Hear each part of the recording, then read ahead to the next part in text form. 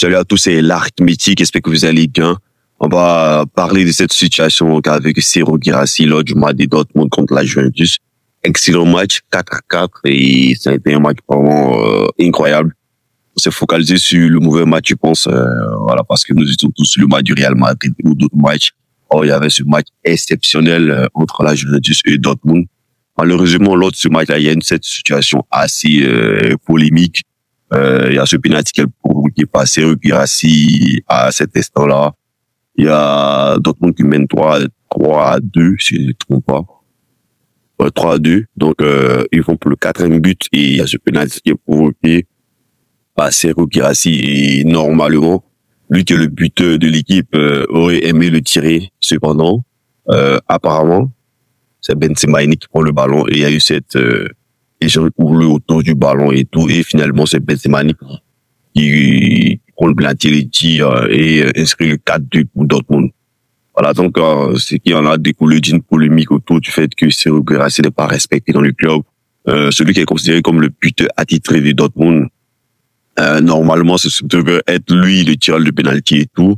Et il y a cette polémique qui a enflammé la toile à travers beaucoup de ses condisciples, ou ses concitoyens guinéens, si je ne me trompe pas. Voilà, il y a tout ce peuple africain là, qui s'est mis autour de Serhou Guirassy, comme quoi c'est une situation raciste, il n'est pas respecté dans le club.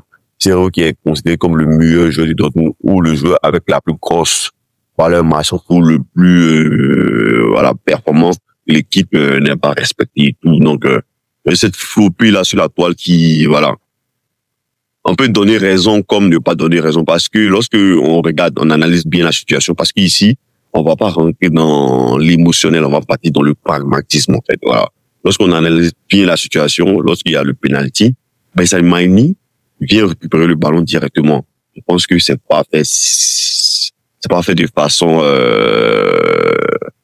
aléatoire en fait, parce que Benzema ne peut jamais prendre ce ballon là si il n'a pas de consignes auparavant. Voilà, parce qu'il y a plein de joueurs à Dortmund et Benzema c'est un nouveau venu au même titre que Serhou Guirassy, parce qu'ils sont venus à peu près dans la même période et tout.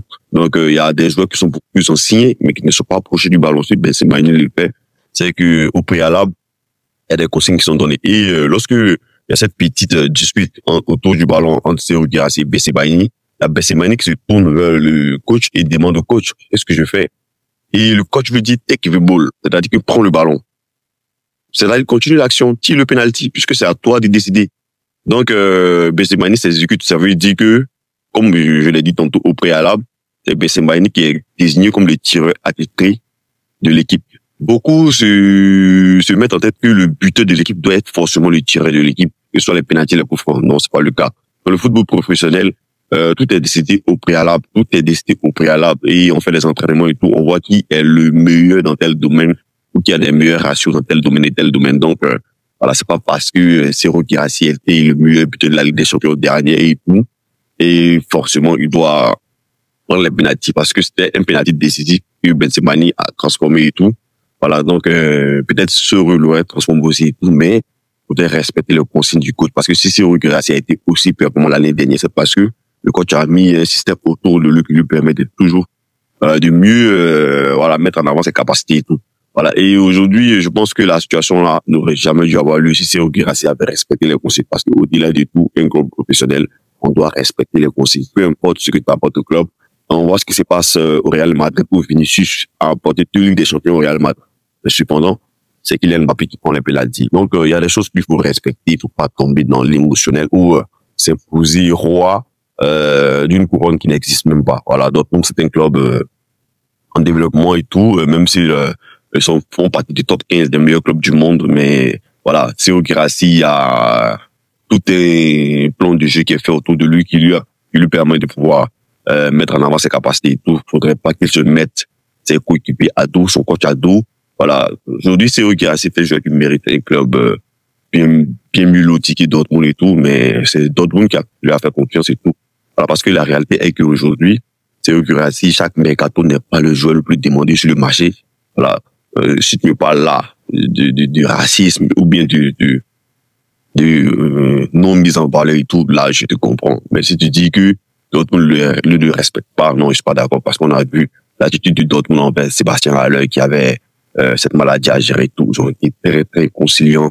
Ils ont été incroyables. Et honnêtement, Dortmund, c'est un club qui est dans sa gestion, dans sa manière de faire et tout avec les Africains. Ils sont incroyables. Donc, Serhou Guirassy n'a pas intérêt à se mettre ses coéquipiers à dos sur ce club-là à dos. Ce club qui lui a fait confiance, qui lui fait confiance et tout. Voilà, je pense qu'ils doivent gérer ça en interne.